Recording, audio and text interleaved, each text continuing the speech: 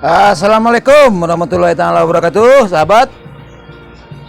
Aku contoh yang kedua. Karuh aja kusiknya pola pikir orang Minang tu ya. Sampai IKM bagai. IKM bagainya pakai lo inisial ABSSPK. Nyo sangko ndak ada konsekuensi ABSSPK tu mungkin. Nyo ucapan jo untuk jadi komoditi dia nyo mungkin. Ditanya dewa definisi kosakata adat. Minimal sampai contoh pekaru. Nggak bakal jadian itu dah. Mau dituju contoh, jo definisi berikut masing-masing definisi dari kosakata adab, budaya, agama. Nyo alasannya, inyo jadinya itu komoditi tarui.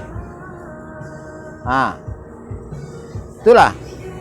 Apa doalnya munafik itu nyo, pasti itu nyo. Pasti aku kental tiga ciri munafik aku masa nak. Kerak narako tempatnya orang-orang pasti orang munafik aku mah. Orang sase, orang luar agama Islam masih tinggi aja statusnya di neraka tu lah itu mah. Kalau orang munafik itu kan neraka. Berarti sana tu. Penampilan mandayo katu-katu asabibi malam baik nak masuk tu doh. Berarti sana. Perbuatan yang perlu